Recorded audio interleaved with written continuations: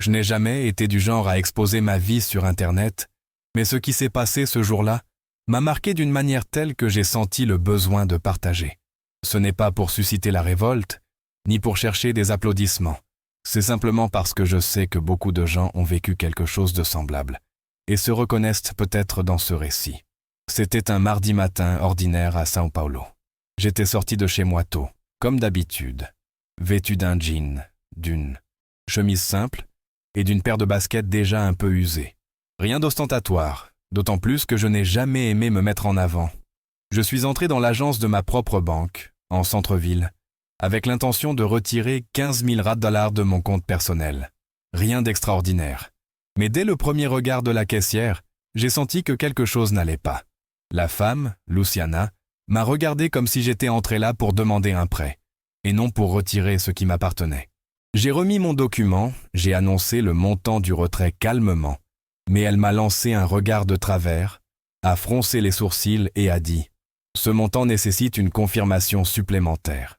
Évidemment, j'ai trouvé cela étrange. Pendant ce temps, j'ai vu un homme blanc, en costume, sortir de l'autre guichet en souriant, avec une enveloppe à la main. Je l'ai entendu dire qu'il avait retiré 20 000 $. Personne ne lui a rien reproché. Aucun procédé n'a été appliqué, aucun « veuillez patienter un instant ». J'ai essayé de rester calme. J'ai pris une profonde inspiration. J'ai expliqué une nouvelle fois que l'argent était le mien, que mon compte était actif et que s'il consultait le système, il verrait que j'étais client depuis des années. Mais elle n'a même pas repris mon document. Elle m'a traité avec une froideur tellement absurde qu'on aurait dit que je dérangeais simplement par ma présence. Quand j'ai compris que persister là ne servirait à rien, j'ai demandé à parler à la responsable. Je pensais qu'au moins quelqu'un avec plus d'autonomie aurait le bon sens de régler la situation. C'est alors que Carla est intervenue. Et honnêtement, je pense que c'était encore pire. Elle est apparue avec un sourire forcé, de ceux que l'on sent de loin qui ne sont pas sincères, et a immédiatement commencé à parler de protocole interne et de sécurité renforcée. J'ai dit que je pouvais confirmer mes informations, montrer mes documents, voir, ouvrir l'application bancaire sur mon téléphone pour prouver que c'était bien moi.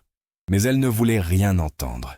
Tout ce qu'elle disait était sur un ton déguisé en formalité, mais c'était purement du préjugé, je le savais.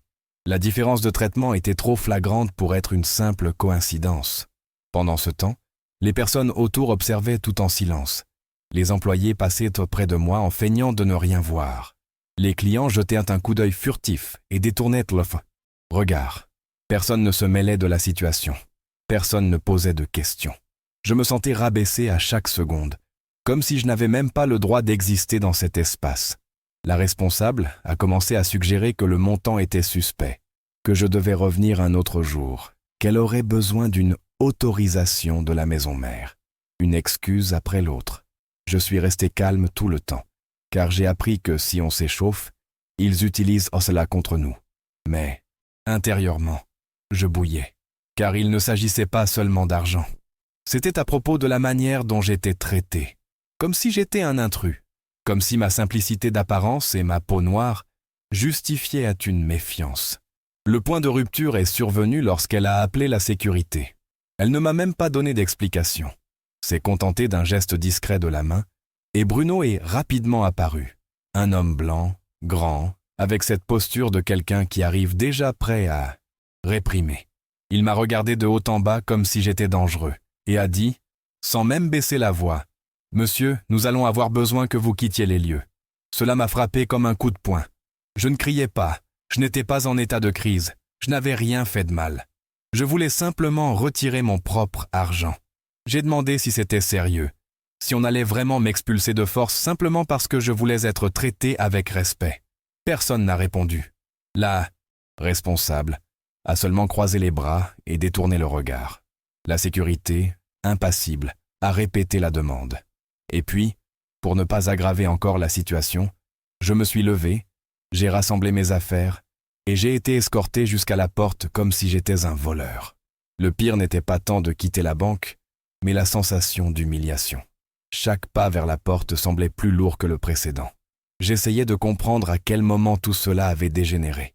Tant de réunions, tant de travail, tant de week-ends sacrifiés pour bâtir cette banque de zéro. Et là j'étais, expulsé de ma propre entreprise, parce que j'avais décidé d'entrer en tant que simple client. Dehors, je suis resté immobile quelques secondes, essayant de comprendre. Je me sentais petit, même honteux, sans avoir fait quoi que ce soit de mal. C'est alors que j'ai vu l'autre agent de sécurité s'approcher. Marcelo, un homme noir, à peu près de mon âge, qui était resté à la porte tout en observant. Il est Dan, arrivé calmement, avec respect, et m'a rendu mon document, que l'on avait oublié de me remettre à l'intérieur. La manière dont il a fait cela, avec un regard de compréhension silencieuse, m'a bouleversé intérieurement. Marcelo n'a pas beaucoup parlé, mais ce qu'il a dit est resté gravé en moi. Il m'a regardé dans les yeux et a lâché quelque chose comme « Malheureusement, ce n'est pas la première fois que je vois cela ici. » Rien de plus, mais cela suffisait. On pouvait entendre de la douleur dans sa voix, un mélange de fatigue et d'indignation contenue. C'était comme s'il s'excusait pour quelque chose qui n'était pas de sa faute, mais qu'il savait que je comprendrais. Et j'ai compris, parce que l'on se reconnaît dans ce genre de situation. La douleur est différente quand elle vient de l'intérieur. Son geste, celui de me traiter avec humanité alors que tous les autres détournaient le regard, m'a donné l'impulsion nécessaire pour sortir de mon état de choc et agir. J'ai sorti mon téléphone de ma poche et j'ai appelé une seule personne. Je n'ai pas trop expliqué, j'ai juste dit « Viens ici tout de suite, c'est urgent ». 15 minutes plus tard, l'atmosphère à l'intérieur de l'agence a complètement changé. Ricardo Santos est entré tel un ouragan silencieux, en costume parfaitement taillé, chaussures brillantes, et cette prestance de celui qui commande. C'est mon associé et un ami de longue date, blanc, élégant, avec le visage même d'un directeur. Le contraste entre lui et moi, dans la manière dont nous avons été traités, reflétait en temps réel la société. Il n'a pas eu besoin de montrer de documents, ni d'expliquer qui il était. Il s'est contenté d'entrer et de dire « Où est la responsable qui a expulsé mon associé ?» Et tout le monde s'est figé. Carla est apparue, nerveuse, essayant de justifier l'injustifiable. Et il a été direct « Vous êtes viré. » Immédiatement. Son courage à cet instant m'a apporté un soulagement dont je ne soupçonnais pas l'ampleur. Mais en même temps, cela exposait une vérité crue. Si j'étais entré dans cette banque en sa compagnie, rien de tout cela ne serait arrivé. Après le licenciement de Carla, Ricardo est allé droit au but. Il a convoqué tous les employés de l'agence dans la salle de réception et a annoncé haut et fort ce qui venait de se passer. Il n'a pas usé de mots d'enjoliver, n'a pas cherché à adoucir quoi que ce soit. Il a dit que c'était une démonstration claire de racisme institutionnel et que de tels comportements n'auraient non plus leur place dans l'entreprise que nous avons fondée tous les deux. Beaucoup ont baissé la tête, d'autres étaient visiblement mal à l'aise. Mais c'était nécessaire. L'omission est aussi un choix. Et ce jour-là, leur choix a été de rester là, silencieux, pendant que j'étais humilié. Ricardo s'est alors tourné vers Marcelo, ce même agent de sécurité qui avait eu la décence de me traiter en être humain, et a annoncé qu'à partir de ce moment, il était promu. Il a dit qu'il avait besoin de personnes ayant sa posture à des postes de plus grande responsabilité. Marcelo est resté visiblement ému, presque sans réaction. Je pense que lui-même ne s'attendait pas à cela. Moi non plus. Mais c'était juste. Il a été le seul là-dedans à avoir eu le courage de me regarder sans filtre, sans jugement, seulement avec empathie. Après cela, l'atmosphère entière sembla changer. Les regards devinrent différents. Et curieusement, plus personne ne semblait désormais me trouver suspecte ou inadapté pour être là. Je suis retourné au guichet, Ricardo à mes côtés, et j'ai demandé une fois de plus le retrait des 15 000 $. La nouvelle caissière, tremblante, a effectué l'opération en silence. J'ai signé les papiers, reçu l'enveloppe et je n'ai rien dit. Il n'y avait plus rien à ajouter. J'ai simplement tenu à observer autour de moi, en silence, avant de partir. Il ne s'agissait pas de fierté. Il s'agissait de montrer que je n'ai jamais eu besoin de prouver qui j'étais. C'est eux qui auraient dû examiner attentivement mon document. Sur le trottoir, avant d'entrer dans la voiture, je suis retourné vers Marcelo. Je lui ai serré la main fermement. J'ai croisé son regard et je l'ai remercié. Non pas pour avoir fait plus que ce qui était attendu, comme il dirait lui-même, mais pour avoir été humain dans un moment où tout autour de moi semblait mécanique, froid et injuste.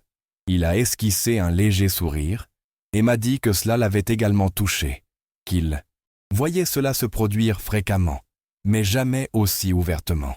La différence, c'est qu'avec cette fois, il y avait eu une conclusion. Il y avait quelqu'un qui avait osé réagir. Et c'est là que réside la partie la plus triste.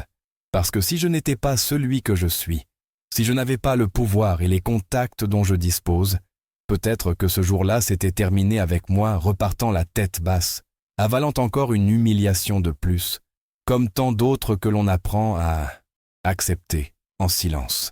Mais ce jour-là, quelque chose en moi a basculé.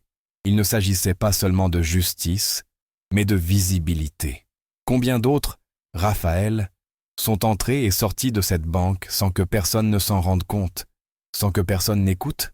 Combien ont été discrédités, remis en question, expulsés parce qu'ils semblaient déplacés? Et plus important encore, pourquoi notre légitimité doit-elle être constamment prouvée? Je suis entré là comme n'importe quel client, et j'ai dû être reconnu en tant que directeur exécutif pour être traité comme un être humain. Ce n'est pas une victoire, c'est une dénonciation. Mais c'est aussi un point de départ. L'agence a été restructurée après cela. Formation, nouvelles directives, contrôle. Et ce, non seulement parce que le scandale a fait le tour, mais parce que j'ai refusé de laisser cet incident être un simple épisode étouffé. Dans les jours qui ont suivi, j'ai reçu de nombreux messages de soutien, tant de la part des employés que des clients qui avaient appris l'incident. Des gens qui disaient n'avoir jamais pris le temps de penser à la façon dont ces choses se produisaient juste devant eux, et souvent dans le silence général. Mais le plus marquant a été lorsqu'une nouvelle employée, également noire, m'a approché et m'a dit « Quand j'ai vu ce que vous avez fait, j'ai eu envie de rester ici. Je pensais que je tiendrais juste quelques mois avant de partir. » Ces mots m'ont profondément touché, car ma réaction était devenue une sorte de phare pour d'autres personnes habituées à se rabaisser. Et c'est cet impact que j'espérais avoir, même sans l'avoir planifié. Montrer qu'il est possible de réagir, la tête haute, sans perdre sa contenance, mais aussi sans accepter en silence. Aujourd'hui, chaque fois que je franchis les portes de cette agence, il y a toujours des regards différents. Certains avec de la gêne, d'autres avec du respect. Et je ne tiens pas à être rappelé pour le poste que j'occupe, mais pour ce que ce jour-là représentait. Le jour où je suis entré en tant que Raphaël da Silva, un homme ordinaire, et où j'ai été expulsé pour cela. Et le même Raphaël est revenu en tant que directeur et a dû prouver, encore une fois, que la dignité n'a rien à voir avec l'apparence, le poste ou les vêtements. Mon document indiquait qui j'étais depuis le début, mais personne n'a voulu le regarder. Au final, il ne s'agissait pas d'argent. Il s'agissait d'identité, de respect et de courage.